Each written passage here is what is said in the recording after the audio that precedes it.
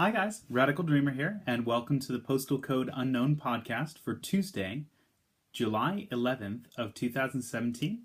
Got a bit of a funny story to share with you guys today about something silly that happened when I was driving around in Australia in sort of a path on the way to Thredbo, which is where Mount Kosciuszko is, and through the mountains where there's very little connection. So today's item is a jar of sour cherry jam.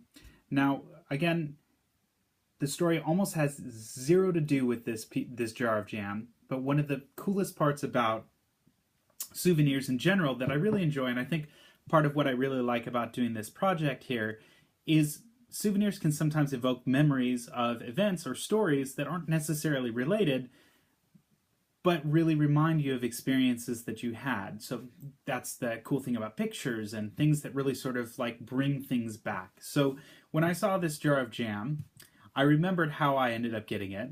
And the story of getting this jam isn't as interesting as what happened preceding it. So I spent about 2 months driving through Australia with my girlfriend.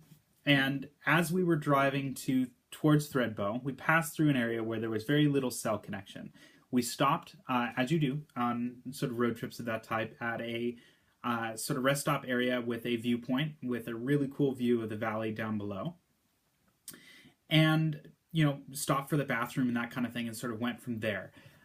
So about 15 minutes later, she realizes that she didn't have her phone. And we're like, oh no, well that's not good. And of course you try to call it and there's no cell service. So we scrambled trying to figure it out. And if you've ever lost something important, especially if it's something that's, you know, like a phone can be something that is so personal and has pictures from the trip and has a lot of, you know, like importance held to something that, you know, it can be a really scary and terrifying thing to lose something like that.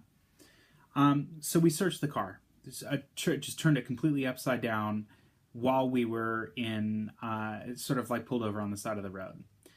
Moved a little bit further and sort of like, you try calling it and then it rings, but you don't hear it. So like, okay, well it's somewhere, but it's silent.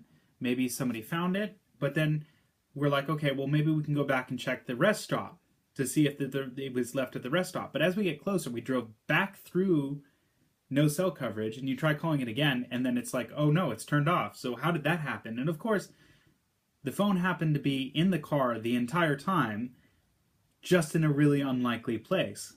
She had been keeping it in the glove compartment, just as a way to sort of like put it away when we were driving, if she didn't want to sort of like be using it at the time. So the glove compartment, if you sort of think about the way that they work, it's sort of like angled. Sort of think about the glove compartment as this little scoop here, and as it closes, it's sort of got a lip.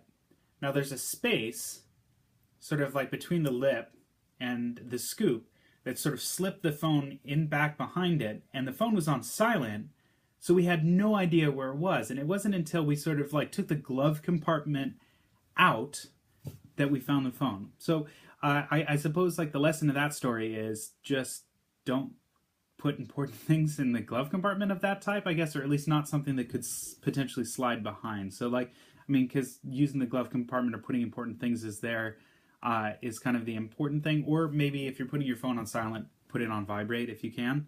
But yeah, so we bought this jam because we were starving.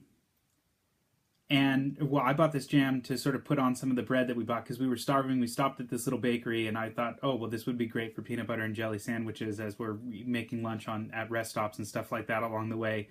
So seeing this jam just reminded me of that really crazy story, and I think that's the magical thing about souvenirs and things that really sort of bring up these stories that I probably would have completely forgotten about if I hadn't been reminded. So, yeah, I hope you enjoyed that silly, crazy little story. And I hope nothing like that ever happens to you. But, you know, if you lose a phone in a car, check the glove compartment. Thanks for watching, and I'll talk to you again tomorrow. Thanks for watching. I hope you enjoyed today's video. If you'd like to see more of what I've been doing outside of these videos, you can see more at theradicaldreamer.com, where I've got articles and photographs with travel advice and stories that aren't just in a video format. You can follow me on Twitter at @OneRadicalDreamer or on Instagram at @ARadicalDreamer if that's something that you're more interested in. If you're interested in supporting me, I do have a Patreon page up as well, which you can find at patreon.com/TheRadicalDreamer. And that's a way for as little as $1 a month you can help support me get better equipment and do more videos of this type and make a whole bunch more cool stuff to share with you in the future. And last but not least, if you like what you've been seeing on YouTube, please like, subscribe, and send a couple comments. I'd be happy to answer more questions in future episodes of the podcast. Hope you have a wonderful day. Thank you. Take care.